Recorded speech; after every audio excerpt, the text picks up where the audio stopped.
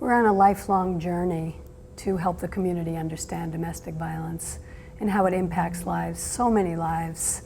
The true stories of survivors is really the best way to deepen understanding, penetrate the misconceptions and the disbelief and the silence. The women that are featured in this piece bravely share their private lives and the ambivalence that they were tormented by, and the challenges, the harsh reality of the challenges that they faced. With their voices, they've given us a gift, one that will help us hear, see, and believe all the things that we're uncertain about. All of us are better off when each of us is better off.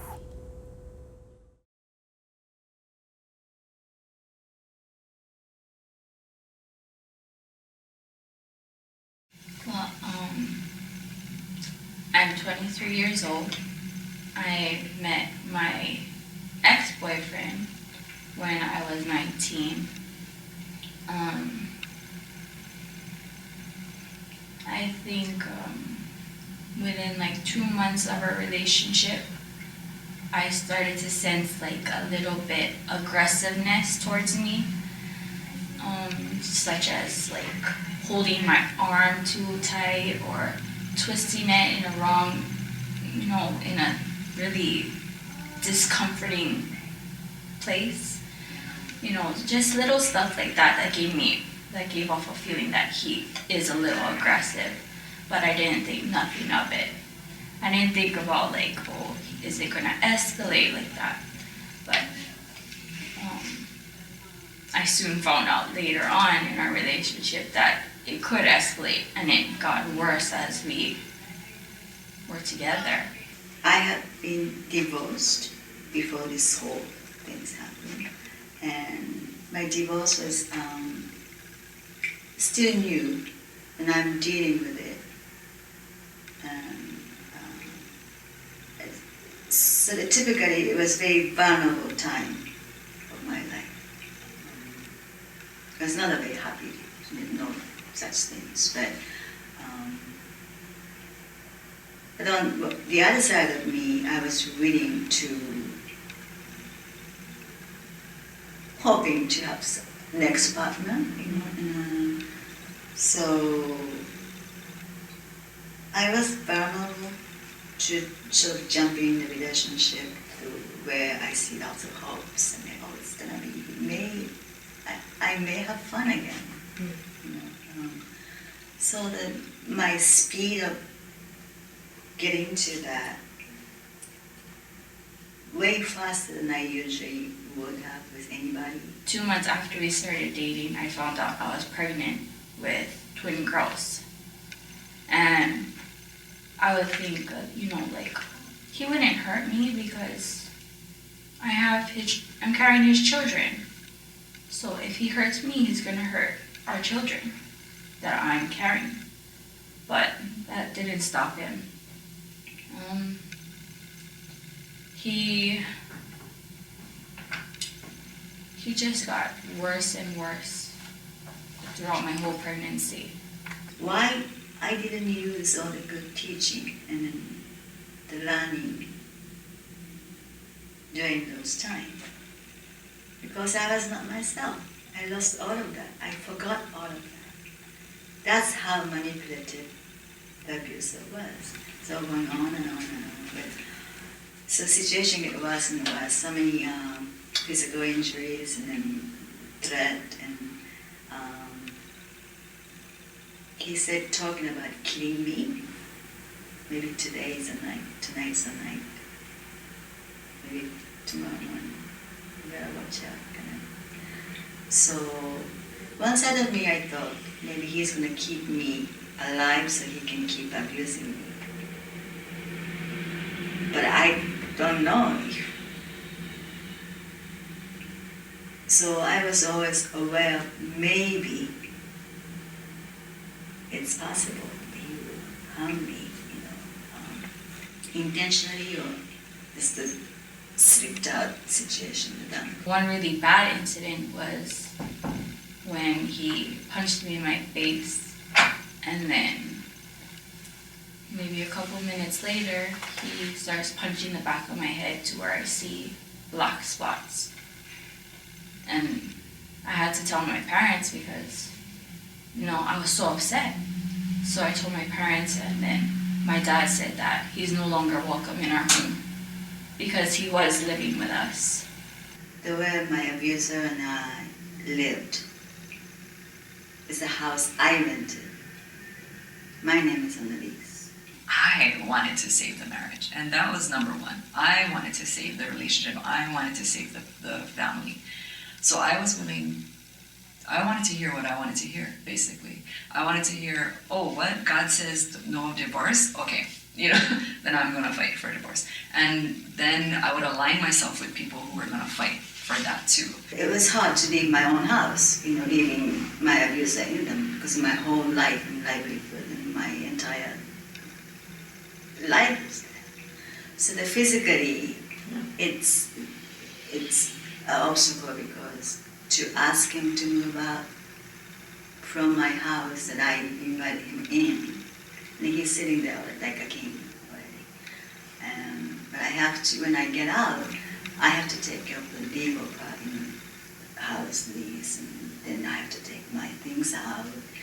To me, it's like an enterprise. I don't think, maybe some do, some can, but I just didn't have that kind of power, or I didn't believe I could do it myself. Anything I saw that was a glimmer of hope, I grabbed onto with all my might. I mean, I latched on like there was nothing else in the whole entire world, like it was air. I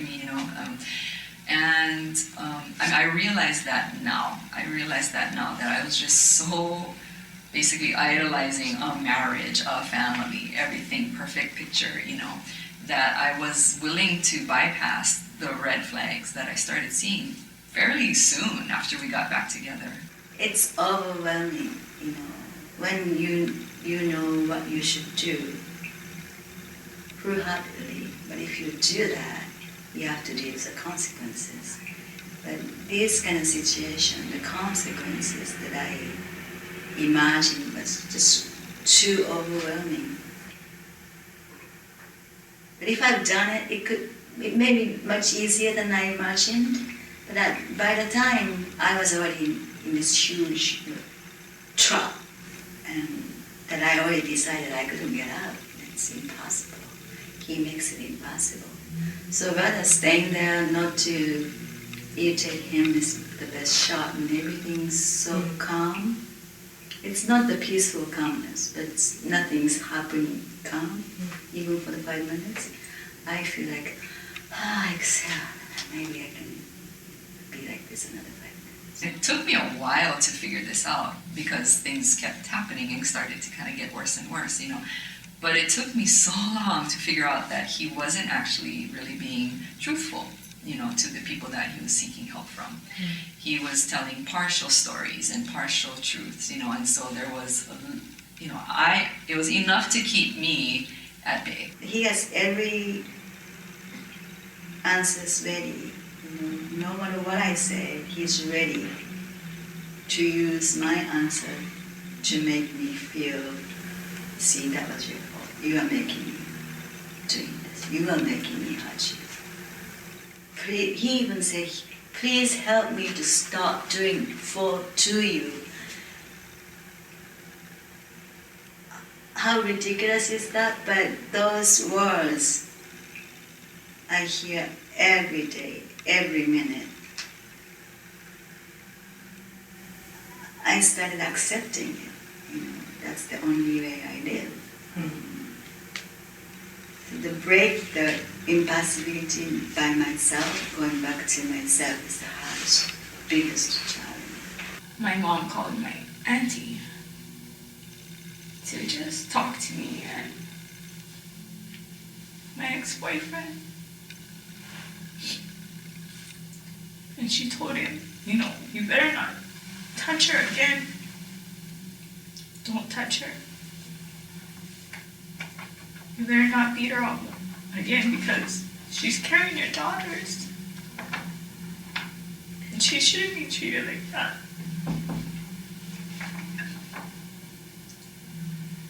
So after we had our meeting, he apologized to my parents about it. And then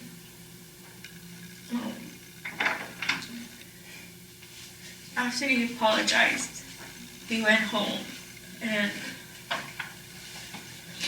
we were all good. And then the next day is just when he just flipped out because he said he was having withdrawals from his drugs. And then that's the day that he punched me in the face. And then when he punched me in the back of my head, while I was trying to help him fill out some job applications so he could get a job. And that was when we had to kick him out and I had to move to a safe house. He corners me, typically, for example, like, you're looking at the man in that restaurant. Do you know him? I said, no. But he was looking at you suddenly too, so I didn't notice. You know him, right? I said, no. But he knows you. Or he might have remembered, he's the owner of the restaurant, he might have remembered me as a client, and then he was nice to me because of that. And then I was decent woman, so I just say hi and hi, that's it. But you were looking at him too. So, no, I was not. So go home, he said, it's time to come out, what are you saying? And, you're lying, you're hiding something. The truth was I was not lying, but if he accused me for hiding and lying, not admitting the truth, that he punishes me that I'm hiding something. It's hard to prove negative. If I'm hiding or not doing anything, how could I prove not doing anything? So with the abuse going on, and start, physical abuse and then verbal abuse and every abuse you could think about. And I get tired of it. My purpose is not to prove it. I just want to stop. So I said, well, you're right, I did. I know him. And so how do you know him? Then I have to think, because I didn't know him, so I have to come up with a story that satisfies him. So, but it's not useless, it's a lost cause, because now he knows you lied to me. The good girl, you just now come out being honest. Then what should I do with you? You cheated on me. I said, no, I just said I knew him.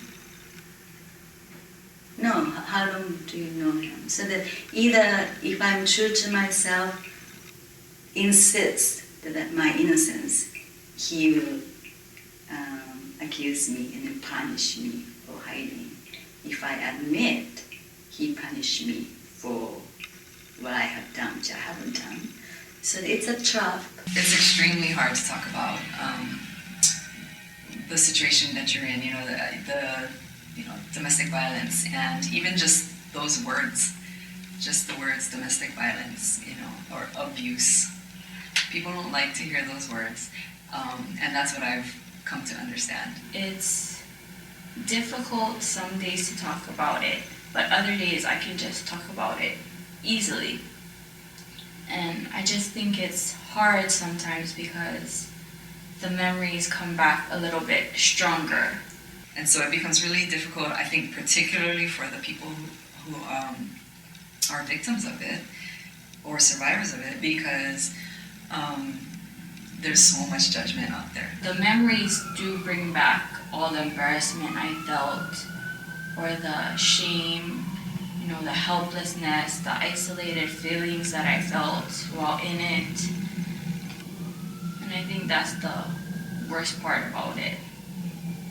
Maybe I'm the one that provoked all. Maybe this is all my fault. Okay, never mind. And I'll just move forward, And so when you already are in that frame of mind and you have people around who are trying to figure out what's going on, what happened, it becomes even harder to speak about it, and harder to express to them, because partially this was wrong. This was wrong. I don't even know how to name it, but it was wrong. And I don't deserve what had happened here, or what is happening here.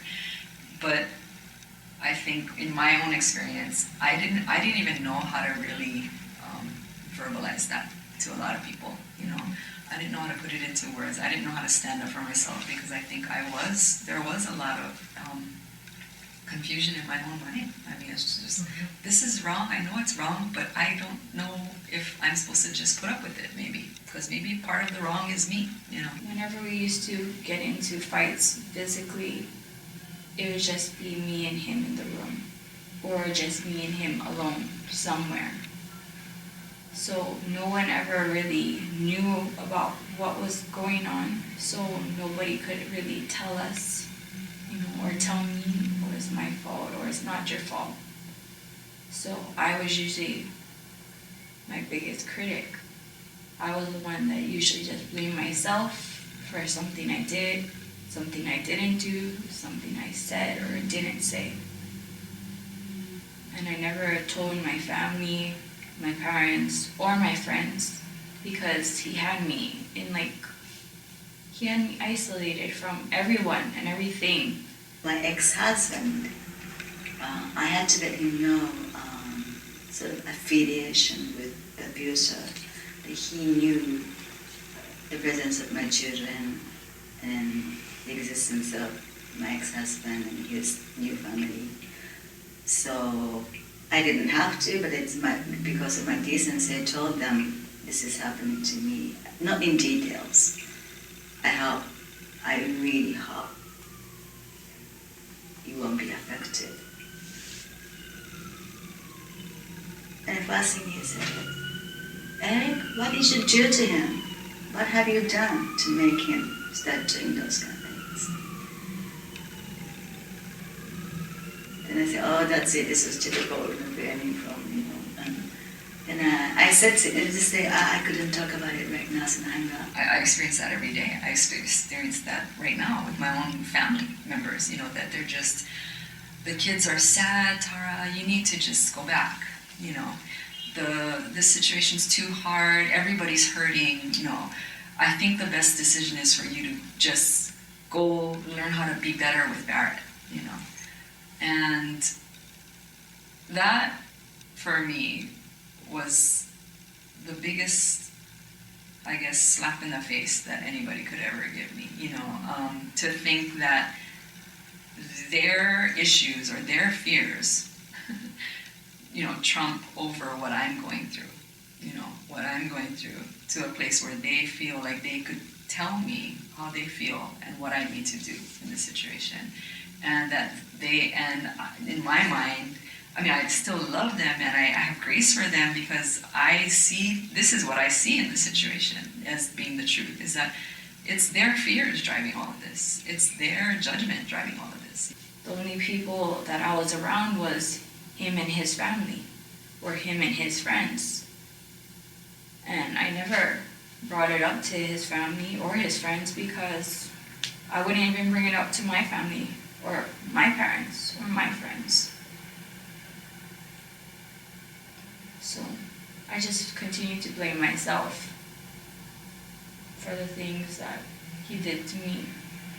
Through my daughter, I heard my former mother-in-law said that, what's wrong with Michiko? So it's a very typical spontaneous reaction, and they are really basically good people, although I had to end those relationships by divorce. They are not evil people to be mean to anybody in the society, but even they, in my case especially, divorce is too young, and then his mother, my ex-husband's mother, was sort of on his side, and then they are easier for them to think badly of me. So I understand that.